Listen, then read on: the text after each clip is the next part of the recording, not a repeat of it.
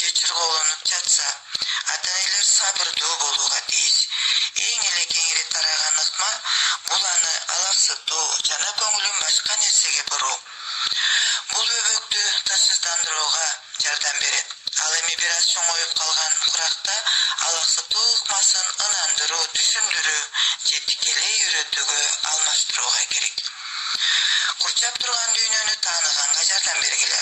Бала жашоосунун биринчи жылдарында курчап турган чөйрөнү активдүү тааный баштайт. Бул мезгилде ата-энелер аны менен көбүрөөк мамиле кылууга, буюмдардын аталышын атоого жана эмнеге арналгандыгын айтып берүүгө, баланын көбүрөөк сүйлөшүүнү түрткү берүү менен суроолорду берүүгө тийиш. Мактап тургула. Бала аны баалап жана өзүнүн адам катары кабыл алыша тургандыгын сезиши керек. Бала ата-энелери ал гана эмес, азыраак аракеттери, кылган иши үчүн жакшы болгондугун жана эмне үчүн экендигин түшүндүрүү менен мактап жана колдогон учурда өзүнө болгон ишенимдүүлүгү өрчүйт. Алар менен мамиле түзгүлө. Бала менен дайыма мамиледе болуу, аны угуу, анын эмоцияларын түшүнүү зарыл.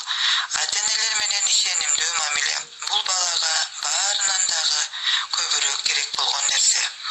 Мындай жол менен ал дүйнөнү тааныйт, башка адамдар менен өз ара аракеттенишүүнү үйрөнөт жана өзүн тааныйт. Чектерди орноткула. Балага эмнени жасаганга боло тургандыгын, ал эми кайсыларга таптакыр тыюу салынарын жеткиликтүү формада түшүндүрүү зарыл. Ушул жүрүм-турумду дайыма кармангыла. Бала менен ал сактоого тийиш болгон жүрүм-турум эрежелери тууралуу макулдашкыла.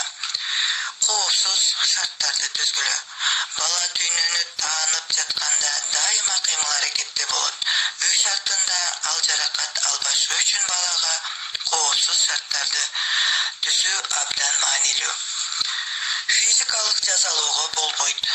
Бала укпай, жырголонуп жатканда айрым ата-энелер сабырын жоготушат жана балдарга какыс-кукус кылуу өзүн кандай алып жүрүү керектигин жакшыраак түшүнүүгө жардам берет деген ойдо зомбулукка барышат.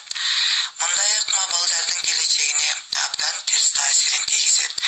Мисалы, кылмышкерликке алып келет же психикалык жабыркоонун айынан түрдүү жөндөмдүүлүктөрдү жоготот. Атайын убакыт бөлгүлө, алар менен сүйлөшкүлө, ойногула жана китеп окугула. Туура тандалган оюнчуктар, биргелешкен таанып билүүчү оюндар жана китеп окуу баланы куракка жараша тарбиялоого эң сонун каражат болот. Ал эми азыр сиздердин көңүлүңүздөрдү жаккан видеороликке бурабыз.